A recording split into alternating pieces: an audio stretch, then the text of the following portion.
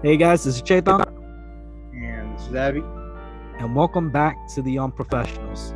So we're about to break down the college football week 2 with a bunch of great games that we watched, including number 3 Ohio State versus number 12 Oregon.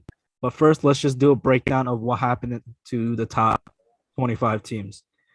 Starting on the week started off on Friday. Number 17 Coastal Carolina handles business against Kansas 49-22. Number 1 Alabama handles business against Mercer 48-14.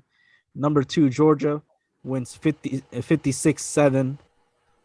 We'll get back to number 3 versus number 12, but number 4 Oklahoma wins 76-0. We'll be talking about number 5 Texas A&M versus Colorado for reasons outside of the game. Number 6 Clemson handles business against South Carolina State. Number 7 Cincinnati beats Murray State. Number 8 Notre Dame beats Toledo.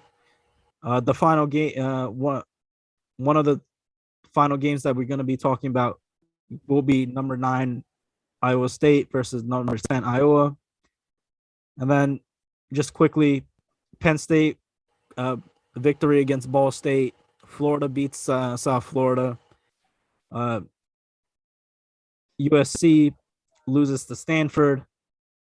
Texas, Arkansas, we'll be talking about that later. And the rest of the games for the top 25, not impressive. The teams that are supposed to handle their business did handle their business, other than BYU losing to number 20, beating number 21 Utah. Let's start off with the big boy, number 12 Oregon heads into Ohio to beat Ohio State.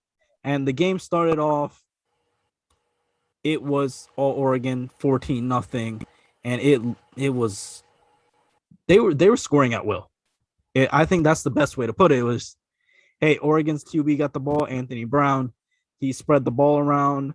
CJ Verdell, absolutely monster game, 20 carries, 161 yards for 2 touchdowns. He caught a receiving touchdown. It looked like it was all Oregon State, and this is without their best defensive player and potentially the best defensive player in the upcoming draft in Thibodeau. I would say Ohio State showed some fight. CJ Stroud played a very good game, not exceptional. He did throw an interception, but he got 3 TDs. He was able to find his star target, Chris Olave, 12 catches, 126 yards. It was not enough to beat the Oregon Ducks, who now climb into the number 4 in the nation. Abby, what are your thoughts on this game? Finally, top 14 falls, and it's beautiful. My opinion, that's chaos. The one thing you love about college football is the chaos, because one game, unlike the NFL, one game could end it all. And in this situation, that could be the case because Oregon now, basically, they can lose one game. They're allowed to now lose a game, in my opinion, because that one win that they have is so impressive. That win against Fresno State is also impressive because Fresno State is no slouch. They are a very good team. So I think this is a bigger issue. Ryan Day addressed it today. I think it was today where he said that defense has to play better. The defense is awful. You made Anthony Brown look like Baker Mayfield. Like you made Anthony Brown look like Trevor Lawrence. Like you can't do that. And bro, not just Thibodeau. They missed Sewell. And then they missed Fuentes. 3 of the top, I think the 3 best players on defense did not play. Or 2 didn't play. 1 got hurt. And they still did that to you. So I don't know what things they could really change here. I don't give a shit if you change your coordinator midway through the season or whatever pep talk you're going to have. I think it's very hard for you to, I understand, look at this week they're playing, I think, Tulsa. Bro, come on, man. You're going to win against teams like this. So even if they do have an impressive showing this weekend, it means nothing. So now, if we look at Ohio State real quick, 1 second. I mean, I think the best way to put it was that video you sent me about Barstool where Dave Portnoy was just like, at least you guys got Toledo for like the state of Ohio because Ohio State's not going anywhere after that loss. But that's also a Michigan fan overjoyed with the fact that Ohio State really just lost, and the season could be over. Like their schedule, their next 5 games, like Tulsa, bro, they're gonna destroy them at home. Akron, that's a joke. Rutgers very much improved. Our alumni, alma mater, but I don't think the Rutgers. Hey, it's at Rutgers, so maybe you never know if something crazy, Greg Schiano does something crazy, that would be one hell of a statement. But I'll still say Ohio State probably takes care of business. They play Maryland, bro. Maryland's not good. Indiana's not good. The next big test is Halloween weekend against Penn State at home. And I think if their shit is not together by then Penn State's going to get them. Nebraska, that's nothing. Purdue low key is playing very well. They have one of the best receivers in college football. Michigan State, let's see if Michigan State can keep this rolling. So the ending of their schedule is Purdue, Michigan State, both. They get all the tough games at home. The schedule makers love this team. It's disgusting. You get Penn State at home. Every tough game they had at home. They had Oregon at home. They lost that. They have Penn State at home. They have Purdue at home, and they have Michigan State at home. I don't consider Michigan a tough game. I'm sorry. I don't care. I don't believe in these 2 wins that Michigan has. Great. I guess the 2-0, fantastic. But I don't believe in Michigan right now. So Ohio State, if they go undefeated, they play most likely Iowa in the Big Ten championship game. Can Iowa beat them? Hey, if that defense hasn't improved by then, of course Iowa can beat them. So we'll get into Iowa in a bit. All in all, Oregon, they for real. They for real. Then let's see, Oregon's schedule. I think they have a cakewalk this weekend. Their next 2 games, bro. Stony Brook. I didn't even know Stony Brook had a football team. They're gonna destroy them. Arizona, they're gonna destroy them. That's 4-0. Stanford could be a low-key slip-up because Stanford made the QB change, and we saw the difference in their team. David Shaw is a very good coach, but all in all, even if they slip up, the rest of Oregon's schedule only really includes 2 real tough games, and those are at UCLA, and I'm going to say Stanford. Cal is not tough. Colorado is not tough. Washington is absolute trash. Washington State is not good. Utah, I think they're good. I don't think it's going to be that big of a test in my Oregon State at home. So the real they really have 2 tests if you include Stanford left. So even if they slip up and they can lose to UCLA. If they lose to UCLA and UCLA goes undefeated somehow, because UCLA's schedule is no joke. They got Fresno State, they got Stanford, they got Arizona State, then they got Oregon, they got Utah, they got USC.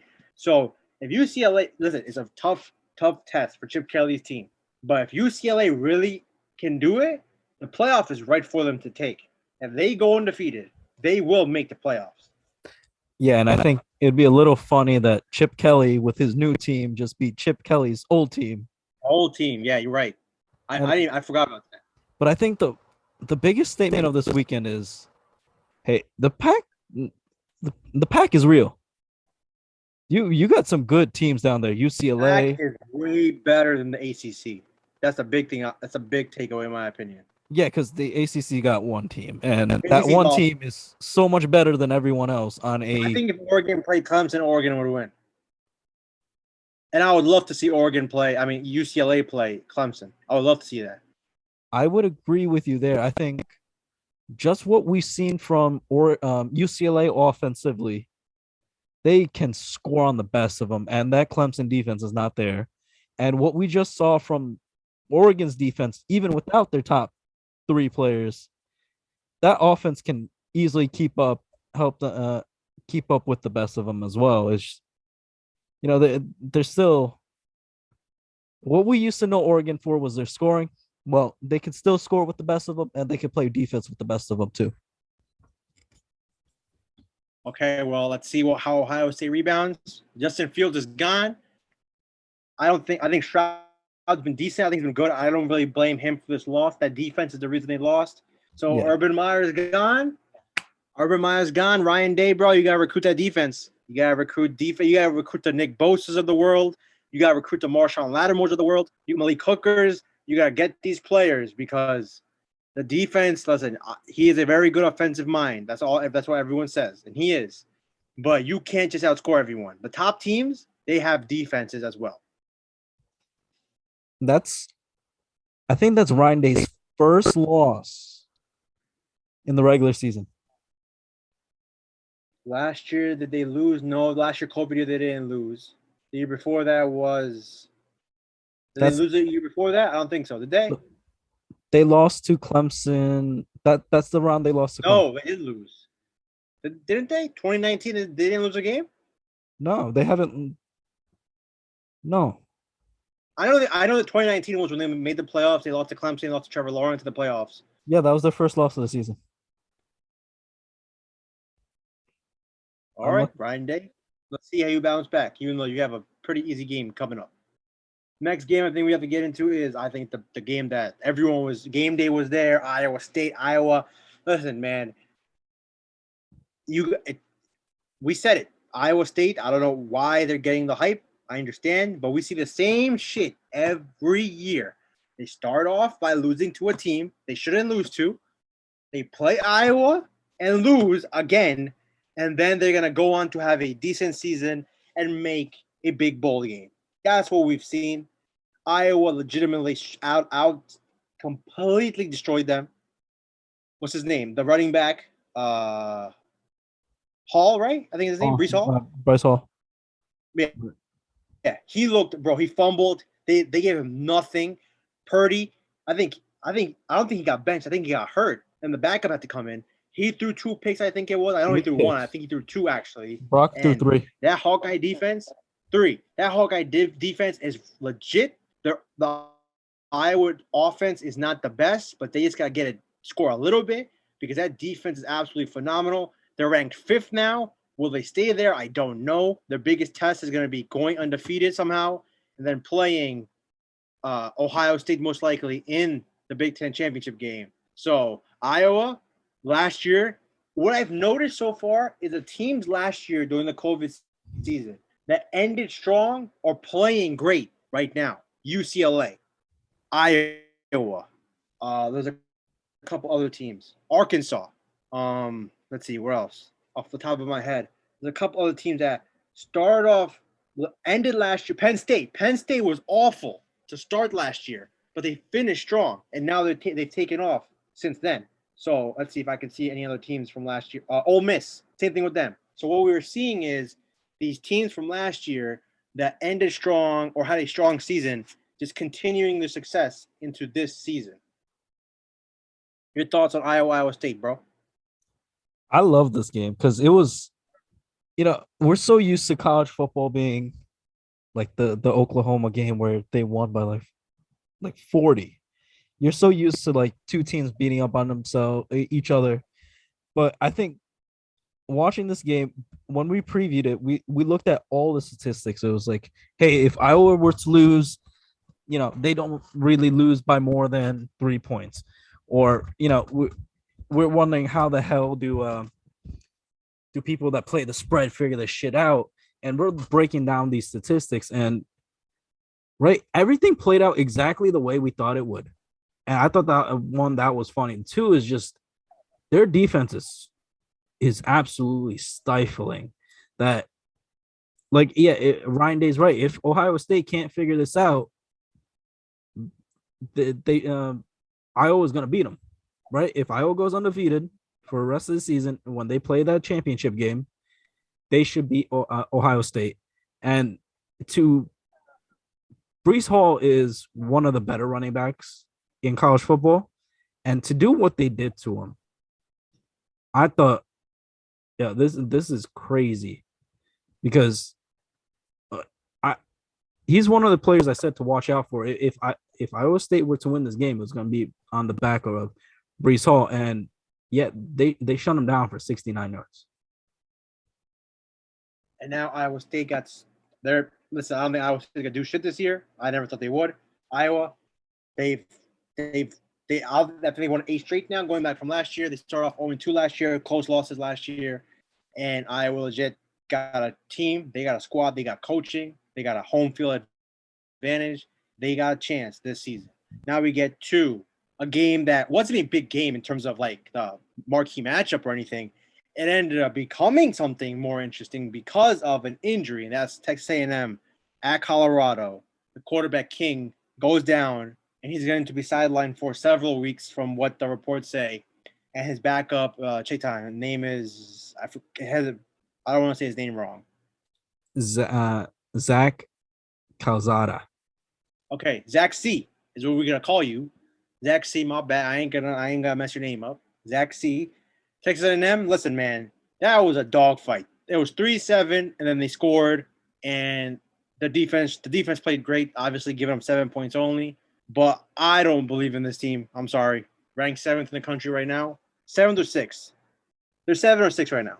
Well, So seven, regardless, they're not better than Georgia. They're not better than Alabama. They're not doing shit, in my opinion. But this injury only makes it worse. Now, let's see. If we look at Texas A&M's schedule, King is diagnosed with a broken tibia bone in his right leg. he's out for several weeks for sure. Let's see. Texas A&M schedule. They have to play New Mexico. That's nothing. Now, at Arkansas, that's got to be a defensive fight. And That's got to be a fight. Take the under right now. I don't know what the under is going to be, but take the under. And from what we just saw from Arkansas, I think Alabama's going to kill them now for sure. That's in October. Their big tests are Alabama, Ole Miss. If he's not back, Ole Miss. Listen, Ole Miss, they ain't just playing offense. I understand Ole Miss really hasn't played anyone, but their defense has played phenomenal so far. Texas A&M, I don't know how big of a, because these guys apparently in preseason, they're in camp, they were pretty close. So he barely beat him out. So if we're talking about the same quarterback, then listen, this guy did not play that well the other day. He made one throw, great throw, touchdown. So give him credit. Spiller, he threw the ball to Spiller, their best offensive player, and they got the dub. They almost got upset. That would have ended everything. But Texas A&M, listen, I think so far it's only been 2 weeks, man, but we kind of know who the big boys really are gonna be, in my opinion. You can prove me wrong. I think the college football is completely different than NFL. NFL, as the season goes along, you need a large sample to find out, in my opinion. In college, I think very early on, you find out who's real and who isn't. And Texas A&M, so far, shaky, haven't lost yet, but some tests are coming up. I mean, yeah, with college, it's the students are not eat, sleep, breathe football, unlike the NFL. So we can easily figure out what a team is going to look like simply from one game. Moving on to the aforementioned Arkansas defeating number 15 Texas. You were hammering this. You said, yeah, this was 2 weeks ago. It wasn't even, it wasn't even on my radar. And you're like, hey, look, that next week, Arkansas is going to play Texas. Yeah, Texas played great week 1. But let me tell you, Arkansas is no one to mess with. And we just saw that. Arkansas opened the game. First half, they're up 20-0. Right? The reason this game was close is they scored on what's the best way to say it? Garbage time. They scored 14 points in the fourth quarter. Texas, their QB, Hudson Card, 8-15, 61 yards, the 15 QBR. And the running game of Arkansas absolutely killed them. I think Arkansas had over 200 something yards rushing without even having a 100-yard rusher. They had 333 yards without a 100-yard rusher. Yep, 75. That means they all took turns dogging you. Yeah, that's exactly. It was Traylon Smith, 75 yards and a TD. KJ Jefferson, the QB, had 73 yards. AJ Green, not the one in the NFL, 67 yards. Raheem Sanders, 50 yards, TD. Dominique Johnson, 44 yards, a TD. They took turns beating up on Texas's defense, and they could not stop them at all.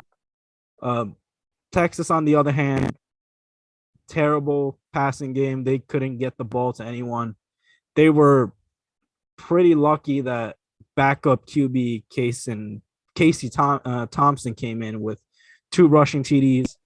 Bijan Robinson, 19 carries, 69 yards for a TD. And like I said before, most of their points were scored on garbage time. It wasn't. Yeah, let me just sum this up real quick, because I think we don't need to discuss this that much, in my opinion, because it is what it was. I think people, they overreacted. That was the biggest overreaction. Texas, were they winning at home? Congratulations, you beat Louisiana. Maybe Louisiana isn't what people thought. They're still Louisiana, bro. You beat Louisiana. You didn't beat Mississippi State or Ole Miss or Alabama or Auburn week 1. You beat Louisiana. So Steve Sarkisian, yeah, it's not all strawberries and greatness as a head coach. You already know this at USC. You ain't got Alabama's roster, bro. You don't. You won that first game. Congratulations at home. You go on the road, SEC. You want to join the SEC. And Arkansas said, okay, just know you're going to be playing teams like us more than you're going to be playing teams like Bama. You're not in Bama's class. Now, let us show you that you're not in our class either. And they destroyed them. That game was never close. They completely took Robinson out the game, their best player. The quarterback looked lost. They made the QB change. They permanently changed the QB now. Steve Sarkisian already said that we're making a move. So 2 starts. That's all the guy got. 2 starts, and you're already changing QBs. So, yeah, Texas is not back. Texas, you're not back. You're not going to be back for a minute.